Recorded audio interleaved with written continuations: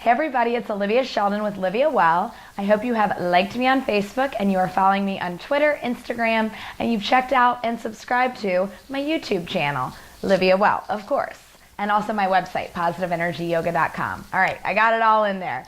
Today we are going to be working on airplane yoga. So I just went to LA over the holidays, and when I came back, I was talking to my class about how I can't stand sitting all crammed into a chair for a long period of time, anywhere, even for like a long dinner. And I was talking about my airplane yoga, and they said, hey, why don't you put that on your YouTube channel? So here we go. This is for you guys who are traveling. And of course, I have a really wide chair, so I'm not always in first class or ever in first class. But for those of you that are, enjoy the luxury. The rest of us and coach, here's what we're gonna do. So I just kind of start by interlacing the hands and reaching up. So let's pretend we have no elbow room, and hopefully the people next to us are asleep, and we put on some fresh deodorant. So take a nice tall lift and interlace the hands. I like to move the neck and let your head drop back because you're so crunched into the seat. It's just awful. And then bring your hands behind your head, and again, just let your head tilt into your hands. Then try to walk your fingertips to the middle of your shoulder blade area and just keeping that nice narrow range. So we're not poking our elbows or hitting anybody in the head next to you unless they deserve it.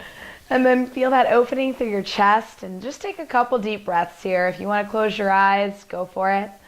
And then we're going to reach those arms back up again and take your left hand and grab your right wrist and give it a little tug sideways. Take a nice tug in the opposite direction. Fabulous. And then come back through center. So everything is narrow. We're going to take one arm under and take our little eagle pose. And then with that, we take some range of motion. So a little bit of movement here.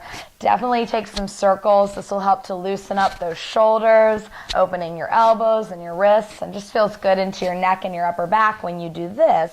Bring those elbows in towards your body. Move your hands away and actually tuck and crunch your chin to your chest and create kind of that rabbit or cat stretch. It feels really nice into your upper back and right in between the shoulder blade zone.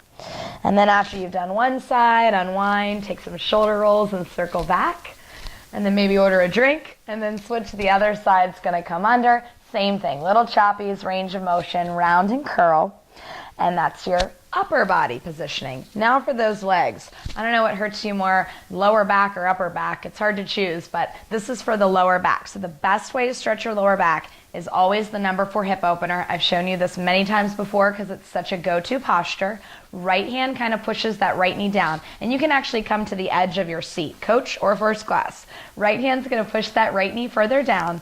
Oh, there's a cat on the plane. That's odd. Reach the hands down and take it a little bit further and a little bit further. And the more that hand pushes the knee down, the deeper stretch you're going to get into the hip.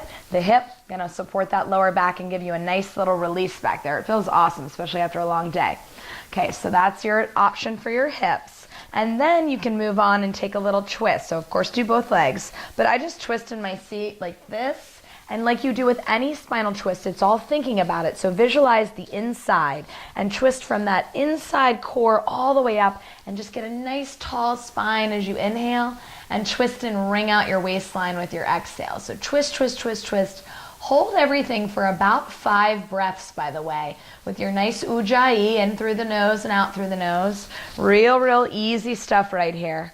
Beautiful. Nice twisting into the lower back. And I know these seem simple, but honestly, you just need a little bit of motion, little range there, and some oiling up of the joints. And this is my fave. I'll turn sideways. Whee! Your seat doesn't turn that way, but you're going to reach your hands behind you. And this isn't for everybody. If you've got flexible shoulders, this will work. And I actually reach my hands all the way up onto my seat. Or if you can't go there, maybe just interlace your hands behind the back.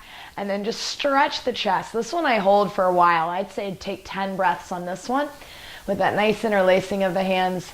And then just opening up through the chest here. Oh, that feels so good just to get the back on track.